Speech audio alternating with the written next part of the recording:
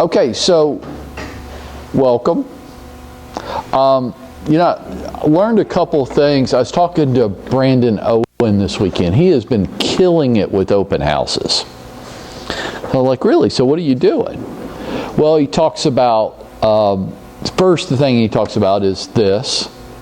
And he made a good point that the first time you read it's for pleasure, and the second time, I'm like, yeah, no, that's a really good point. I don't know.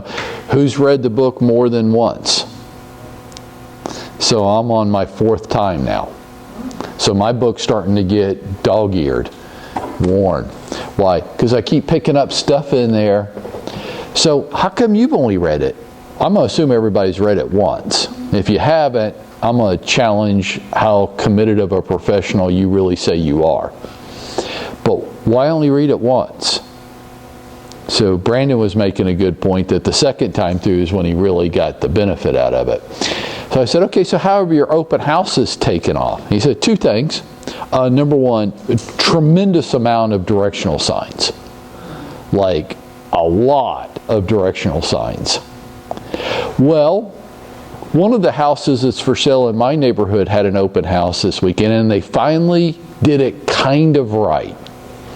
So to get to my house, you come in the front gate, small little neighborhood, you come to like 3 houses and a stop sign, you have to turn left, and then you have to turn right. And it's only a 2-street neighborhood, okay? A 2-street neighborhood, I counted 14 directional signs within 1,000 yards of the house. Now they did this right. They missed on a lot of things. Like all of us that live in there that have had friends go, hey, if a house ever comes up for sale, give us a call. Right? I've had that comment a number of times. Hey, they're not taking advantage of that.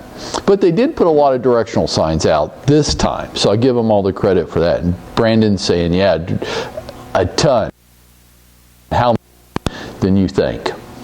If you're wondering if you put out enough, you haven't. His question this weekend was, do you think I've put out too many where I'm going to start aggravating people? And I'm like, yeah, I think so.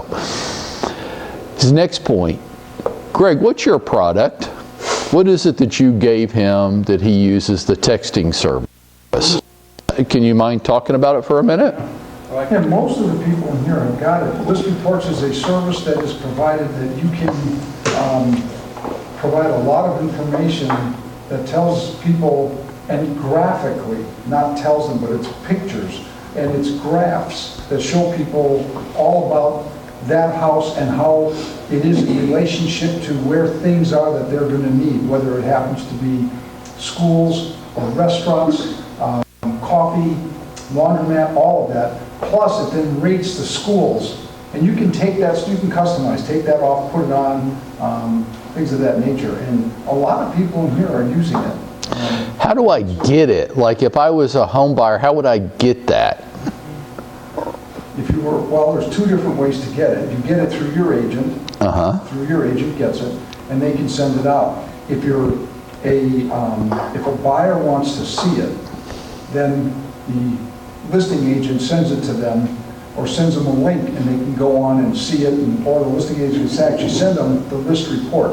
When a new listing comes up, they give you the option of generating a report, and it generates extensive reports, and then you as the agent start knocking them off. Can I text it to them?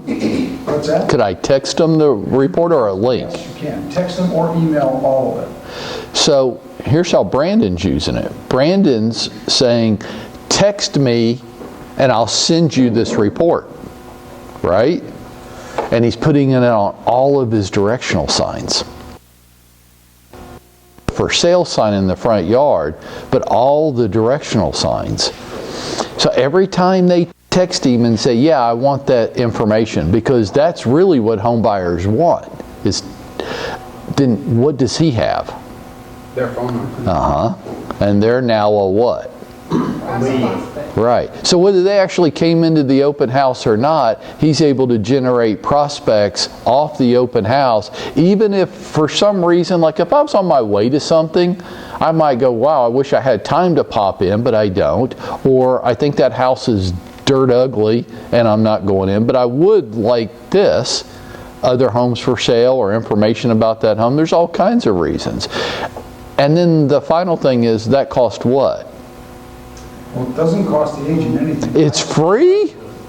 Now, if they want, It's free to us. free to you. Okay. The other thing that they can do, and maybe Brandon's done this or not, I don't know, but some agents have bought, when you go on list reports, you can buy those sign writers, and you can create your own name. So you could say Brandon Sells, or you could say whatever, and you buy 3 or 4 or 5, 6, 10 of them. I know I can buy them for like $5 a piece, and then you can put them on your signs. And what happens when they text that, it automatically sends both you and me a notice that says that somebody's texted and inquired about that property.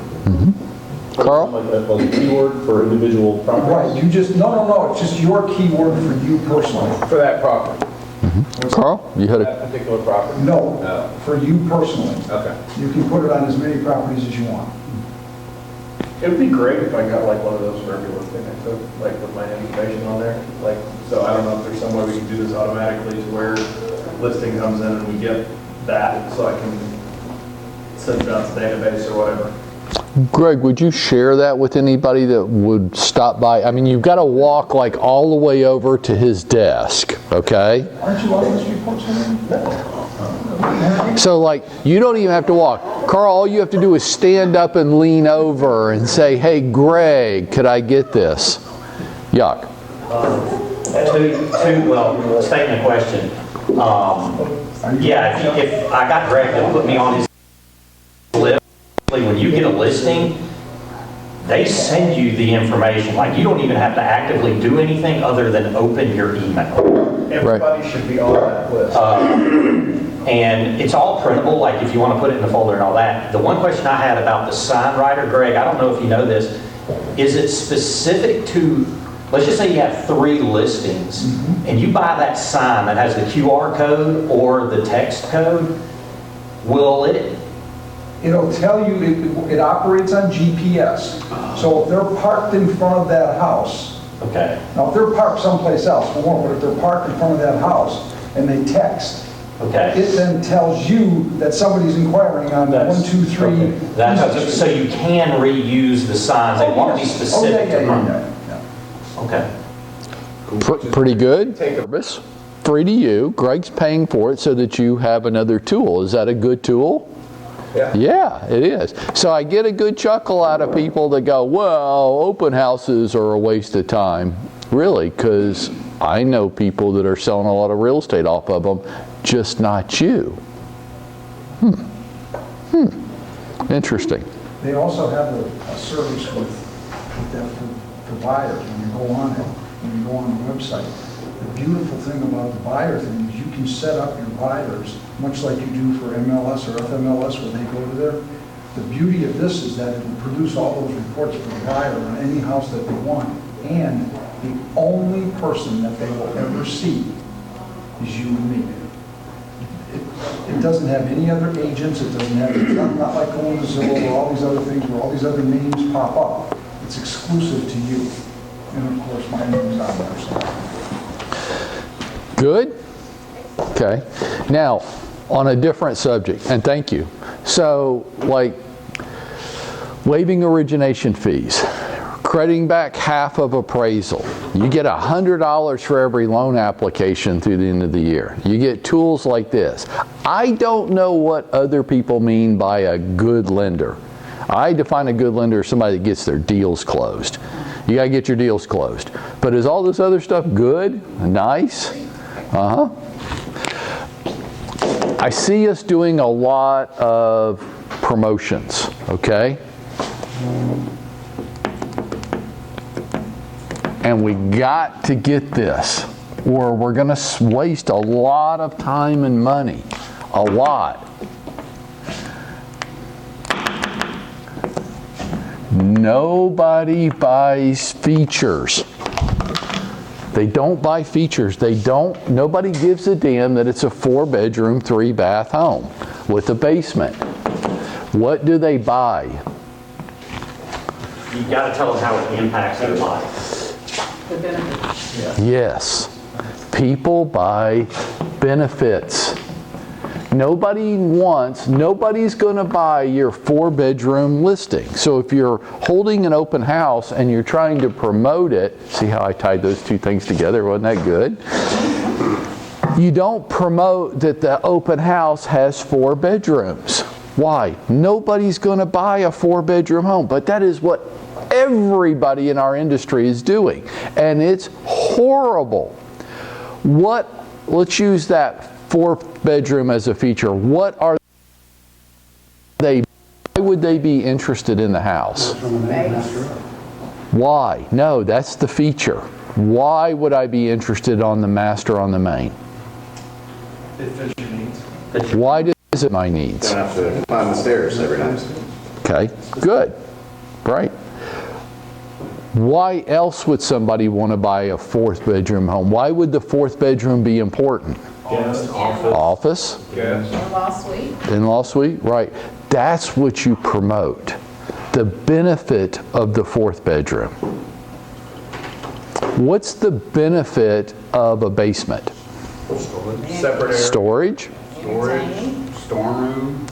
Opportunity. entertainment, man cave, right? More space, more living space. Do you remember, those of you that were here, you remember when Catherine Licato came to visit us and she's talking about her listing that had 5 bedrooms and 5 baths? What was her opening line? Everybody has one. Are you tired of the people fighting over bathrooms in the morning? What if everybody in your house had their own bathroom? Hey, welcome to 123 Main Street where everybody can have their own bathroom. Carl? She just did another great one with, she started, whole first minute was her outside talking about drinking coffee on the patio. Nothing else about the house. Folks, you gotta get this. You gotta get this. That's what people buy. They buy what the house is gonna do for them. In that scenario, you imagine, whether you ever actually do it or not, our house has a little patio out front. It's cute. I thought when we first looked at this, it was like, oh, we'll sit out there every night with a glass of wine. Yeah, we did. We've done that like twice. Right. That's when you buy a car, what do you imagine? Sunny days and driving with the top. Like it's 72 and you're driving with the top down and you look like a movie star, right? Like your hair's blowing in the wind in your hair.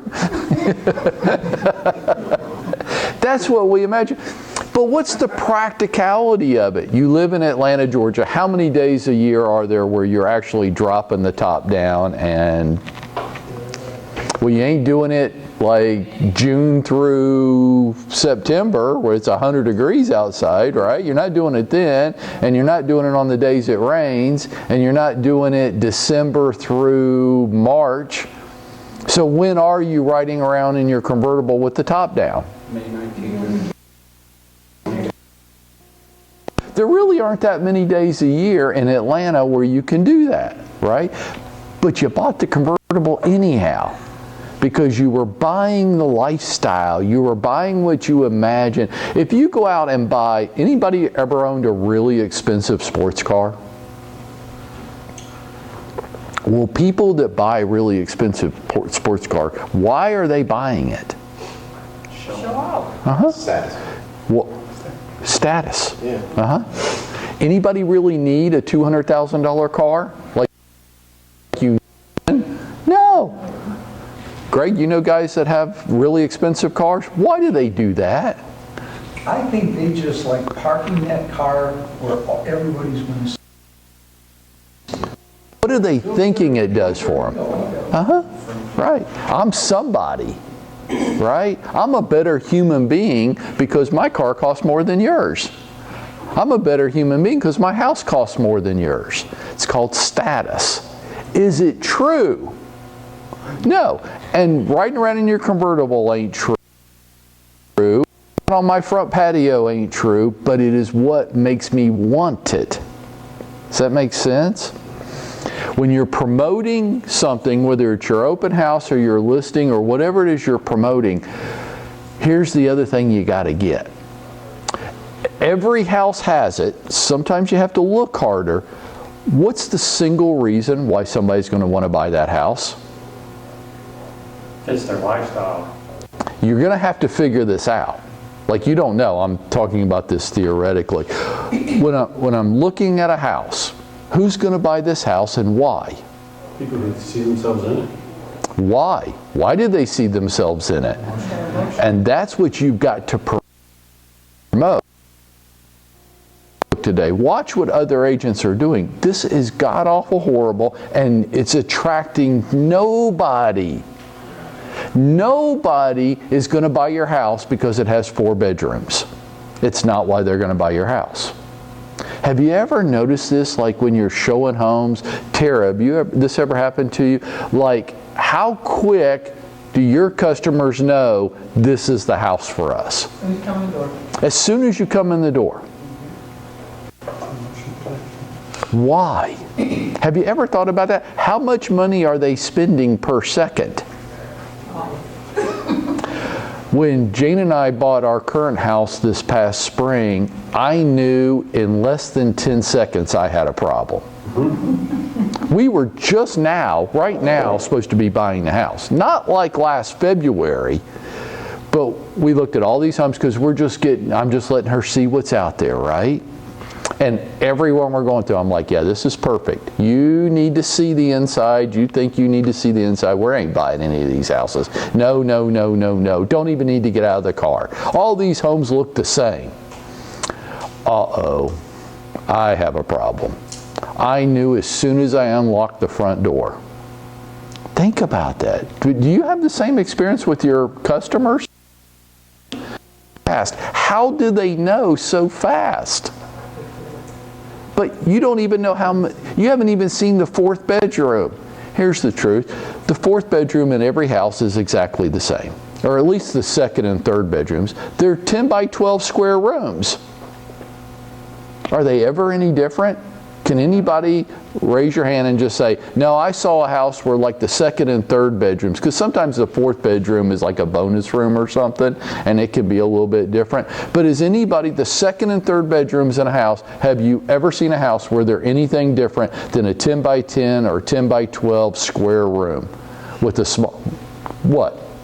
The second one is a junior suite, as they call it. It's literally just a smaller version of the master. Okay. And the 3rd bedroom actually has like almost like a catwalk attached to it and its own bathroom in that. But the 4th bedroom is the square.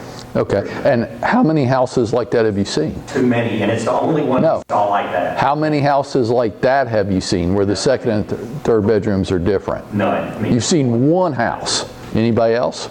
You get the point? They're all the same. They're all the same. And when you get within a price category and a geography, isn't that even more true? Like, have your customers ever said this to you, like, these houses all look the same? I know, a $250,000 house in Alpharetta, they pretty much all look the same. Do you want brick or stucco? That's it. They're all going to be the same. So why do people buy some of them and don't buy the others? Why? And that's what you've got to figure out. This is what makes a good agent. And all I see on Facebook are people promoting their new listing, talking about the features, and it makes me, nobody's going to buy the features. And guess what? There's several hundred other homes in your price range and area that are exactly the same. When Jane and I won 201 homes in the area we were looking and the general price range that we were looking that fit my search criteria. I ain't going to go look at 201 homes. That's what you have to talk about.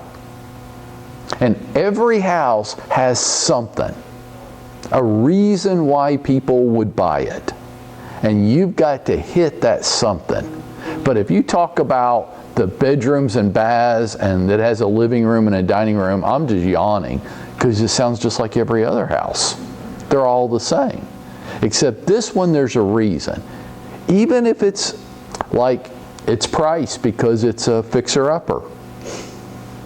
Yeah.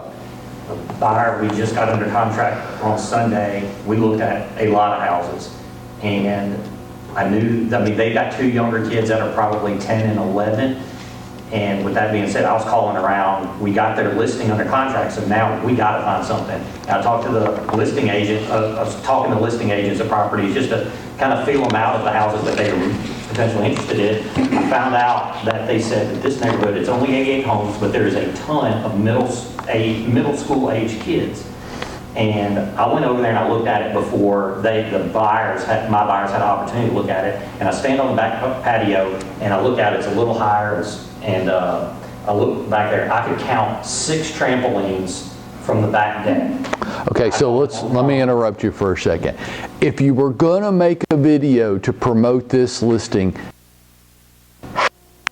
family-friendly neighborhood. Yep. no. Say it. How would you start the video? I'd be jumping on a trampoline. And what would your point be? Are you ready to have some fun? What's the point that you want to make about that listing? But there's lots of kids in the neighborhood that Hey, are you looking for a neighborhood where there's a lot of kids for your kids to play with? Hey, check out 123 Main Street and take a look at this and show the 6 trampolines. Everywhere you look, there's kids. If you have little kids at home, is that, of course it's important to you. Now, if it was me, I'd scroll past that damn video so fast you couldn't see. But if you have little kids at home, those of you that have had kids, you know how important that is. You're moving. Is it important that your kids are able to make new friends at the new house? Is that like, yuck? For you have 2 little kids. If you were moving, would that be really important to you and your wife? Part of the reason why we moved where we did right now. Right. That's why you move where you move. The schools. So I have some friends that just moved. They moved further away from their job. Why? Because they wanted to be in a better school district and it's saving them on private school. This is their whole rationale. If I had a listing and I wanted to make the point to them, I'd say, hey, are you worried about the schools your kids go to? Who's not? Right. Well, check out this home. It's in this elementary school and this and that and that. Am I talking about the house? No. I don't even know how many bedrooms it has. People don't give a shit. They don't care how many bedrooms your damn listing has. They care about if it does for them what they're looking to be done. Right? So I don't care how fast your car goes 0 to 60 if I'm looking for a van for my 5 kids. Right? But if I'm looking for speed and power and prestige, then I do care about that. You got to get it right. You got to stop talking about features and start talking about benefits, right? So I want to read something to you real quick and then we'll stop, okay? This is what happens when you read something multiple times. The first time's for entertainment, the rest is for information. This is the most powerful paragraph in the entire Ninja Selling book. It took me like the 4th time reading it to get it. Okay, the first 3 times I didn't. If you would have asked me a month ago, what's the most important paragraph in the whole book, I wouldn't have picked this. But this is it. For those of you that hate to read and you're just not going to read it, then just skip the rest of the book and go right to page 58. Okay? And just read 1 paragraph. Is there anybody that doesn't feel like they could read 1 paragraph? Okay, good. I'm in the right room then. When it comes to customers, you create value by being likable and trustworthy, solving their problems, and making them feel good. Let me read that to you again. When it comes to customers, not by your designations, not by the CE classes you took, not because you say you're good, you create value with customers by being likable. How do we become likable? Even if we're not likable, how do we become likable? Please, somebody tell me. Be relatable. How do you become relatable? To kind of mirror. Why do I like my dog? Because my dog likes me. If you want people to like you, if you're in real estate and you don't get this, you are going to starve to death. How do you get people to like you? Like them. Display interest in them. That makes you irresistible. How do you display interest in them? Ask questions. Ask questions. What questions? Fourth question. Forward questions. Family, occupation, recreation, dreams. Right. All about them. And shut the hell up and quit talking about yourself. When it comes to customers, you create value by being likable and trustworthy. Solving their problems, not yours, their problems, and making them feel good. Basically, pay attention to them. Give them what they want and need, and not what you want. You'll also need to be on what we call flow with them. Flow is the frequency of interactions with people, face-to-face, on the phone, through the mail, through email, through texting, through social media. The key is that these interactions need to create value. They should not be annoying, mail, email, phone calls, etc., from a pursuing salesperson. So said my way is, hey Yasleen, go be nice to people. Go help people. Spend your time worrying about how you can help other people and not yourself, and you'll get everything you want. You can just skip the rest of the book. You can just read that paragraph and get the page 58, the bottom paragraph. And then you're done. That's the whole thing. Be likable. Pay attention to other people. Pay attention to what's important to them. It will make you irresistible. Guys, any single people in here? Terry, you're single, right? Happily single. You want to be irresistible to the next guy you meet? Perhaps. Maybe. Be fascinated by him. Guys are easy. We're sucky. We got so much ego going on. My wife tells me about twice a day, you know, it's not all about you. Be fascinated with them. It will make you irresistible. And creating value. How do we do that? Like, that's corporate sales speak, creating value. Like, how do we do that? Do something nice for them. Give them something that you think they might want, need, or be worried about. That's how you do it, without being asked. One of the best things I've seen in this regard is if I know you have 2 little kids at home, and I have a report that shows me the best elementary schools in the metro Atlanta area, I might want to give that.